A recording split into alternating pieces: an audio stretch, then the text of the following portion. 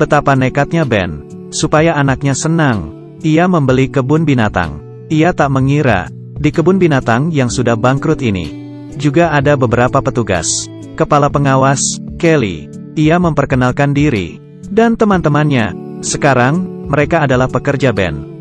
Keuangan Ben kini berdarah-darah, karena Ben yang awam ini harus membayar hutang gaji bertahun-tahun. Awalnya, Ben mengira biaya kebun binatang tidak akan semahal ini. Tapi, sekarang uangnya hampir habis. Lalu, ia menemui kakaknya. Musim liburan adalah bulan Juli. Kalau ia bisa lolos pemeriksaan standar, kebun binatang bisa buka lagi. Tapi, sekarang masih Februari. Masih ada waktu untuk memperbaikinya. Ben pun bisa menghasilkan uang nantinya. Tapi, Ben adalah seorang amatir.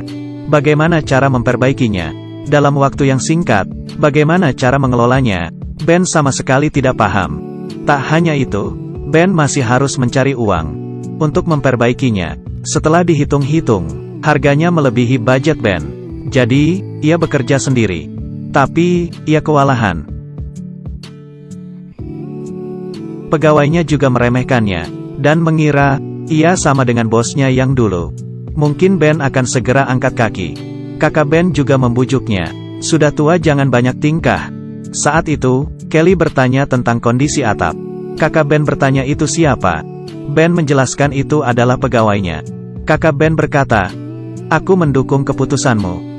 Malamnya, Kelly datang ke rumah Ben. Ia minta Ben membantunya mengobati macan yang sakit, juga membantu memeriksa lampu gudang. Sudah dimatikan belum? Ben mengiyakannya.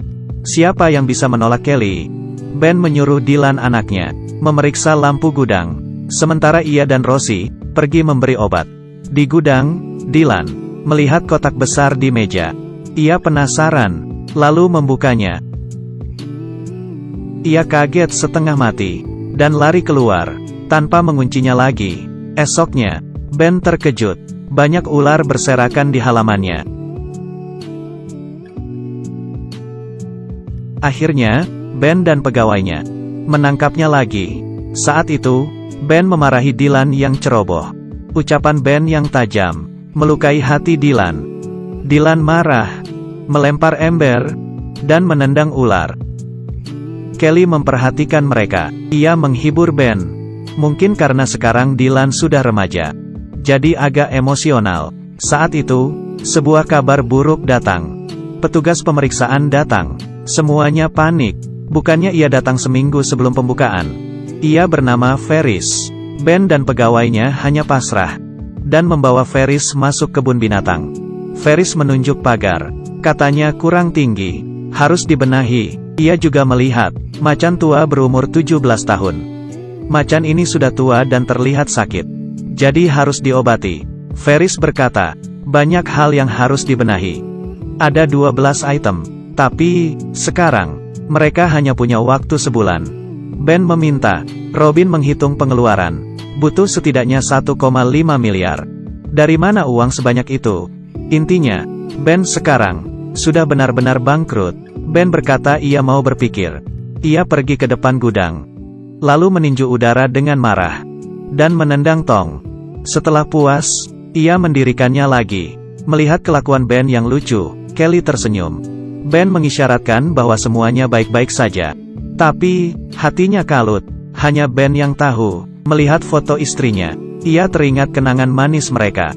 Selama bertahun-tahun, kematian istri Ben mengurungnya dalam duka. Ben merasa hidupnya tak lagi sama. Ia tidak bisa melupakan rasa cintanya yang besar pada istrinya yang telah memberinya kebahagiaan. Tapi, Tuhan malah mengambil malaikat penjaganya dan anak-anaknya. Ben merasa sendirian. Tidak ada yang membantunya. Ben memakai baju yang dibelikan istrinya untuk merasakan sedikit kehadirannya. Saat itu, Ben melihat selembar cek tabungan. Ben segera menemui kakaknya. Setelah diperiksa, istrinya rupanya punya tabungan 1,5 miliar. Ternyata, istri Ben sudah menduga, mungkin Ben akan berada di situasi sulit. Untuk jaga-jaga, istrinya menabung untuk membantu Ben terakhir kali. Jadi, kalau mau investasi, berikan saja ke istrimu. Setelah Ben mendapat uang, semua orang sangat senang. Akhirnya, tidak jadi dipecat. Mereka mulai bekerja, membuat kebun binatang baru. Tapi, masalah tak henti-hentinya datang. Spark, si macan tua, yang sakit-sakitan, tidak mau turun dari batu. Ia juga sudah mogok makan sehari. Semua orang berdiri di depan kandangnya, tanpa tahu harus bagaimana. Ben sangat bingung. Ia ingin masuk ke kandang untuk menjadi umpan. Kelly menolak usul itu, karena terlalu bahaya. Lily, pegawai termuda, bilang untuk membuat suara berisik. Mereka segera mengambil perkakas. Mulanya, Ben ragu cara itu akan berhasil. Tapi, ia mulai berteriak dengan keras. Tolong turun, jangan membuatku stres. Kamu kira aku bersedia memanggilmu turun? Aku begini karena aku frustrasi. Setelah puas mencurahkan unek-uneknya, Ben pergi. Kelly mengejarnya. Sudah waktunya Spark disuntik mati. Ia terlalu sakit dan tua. Tapi, Ben mengira Spark bisa diobati. Pendapat yang berbeda membuat mereka bertengkar. Malamnya, Kelly pergi menemui Ben. Ben memegang tangannya dan minta maaf. Pertama kalinya, Ben bercerita tentang kematian istrinya. Sebenarnya di sini membuatnya banyak belajar. Tapi, saat melihat Dylan yang mirip istrinya, ia jadi sangat tertekan. Rasa cintanya pada istrinya, yang begitu dalam, membuatnya tidak bisa melupakannya. Cinta jenis ini, hanya ada sekali. Mendengarnya, mata Kelly berkaca-kaca. Ia agak iri dengan istri Ben. Saat kembali ke dalam, Dylan ternyata mendengarnya. Mereka lalu bertengkar. Dylan sampai menangis. Ben juga tidak berdaya. Esoknya, Ben sendirian pergi melihat Spark. Saat itu, Dylan menemui Ben. Mereka tidak membahas kejadian kemarin malam. Ben bertanya padanya tentang Lily, sepupu Kelly. Ternyata, Dylan menyukai Lily. Baginya, Lily sangat manis. Tapi, Dylan tidak berani menyatakannya. Ben mengajarinya trik 20 detik keberanian. Kita hanya butuh 20 detik keberanian dan menelan malu untuk mendapat hasil. Ini pertama kalinya mereka bicara dari hati ke hati. Di rumah, Ben menunjukkan poster pembukaan kebun binatang hasil gambar Dylan. Dylan sangat terharu. Sekarang, persiapannya hampir selesai. Saat Ferris datang untuk memeriksa, kebun binatang itu lolos standarisasi. Mereka semua berpelukan. Tapi, sebelum pembukaan, cuaca tidak mendukung. Berita melaporkan akan hujan deras. Selama beberapa hari, Dylan curi-curi kesempatan datang ke rumah Lily. Ia menggunakan trik 20 detik keberanian. Aku kangen kamu. Selalu memikirkanmu. Aku suka rambutmu. Aku suka senyummu. Lily, aku mencintaimu. Setelah Dylan menyatakan cintanya, Lily terharu hingga tak bisa berkata-kata. Inilah cinta pertama, begitu indah. Saat seseorang berusaha keras untuk mencapai sesuatu, maka semesta akan membuka jalan. Hari pembukaan tiba. Ternyata, hari sangat cerah. Semuanya sangat antusias. Mereka menyambut di pintu gerbang. Tapi, setelah menunggu lama, tidak ada seorang pun yang datang. Dylan yang tidak sabaran langsung lari ke depan memeriksa. Pasti ada sesuatu, pikirnya. Ternyata, sebuah pohon tumbang karena hujan kemarin, sehingga menghalangi jalan. Setelah Ben naik ke atas, ia melihat usahanya tidak percuma.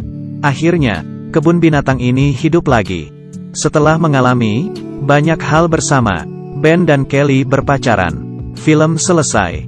Ben telah merelakan kepergian istrinya. Ia membawa kedua anaknya ke restoran tempat ia bertemu istrinya. Ia mendeskripsikan momen itu. Ben juga memakai jurus 20 detik keberanian. Ia gugup melihat wanita di hadapannya. Momen itu begitu hidup seakan istrinya hidup lagi. Istrinya tersenyum kepadanya. Film ini diadaptasi dari kenyataan. Ada kejutan, kisah haru, dan penyesalan. Mungkin di kehidupan nyata, mungkin kita tidak akan seberuntung Ben. Di hari pembukaan kebun binatangnya, 20 detik keberanian mungkin tidak akan membawa hasil yang baik. Apa kalian ingin terus takut dan tidak pernah mencoba? Ketakutan akan membuatmu melewatkan banyak hal. Sekali-sekali, cobalah nekat. Dalam 20 detik, telanlah ketakutanmu dan cobalah. Bebaskan dan biarkan jiwamu bernapas lega.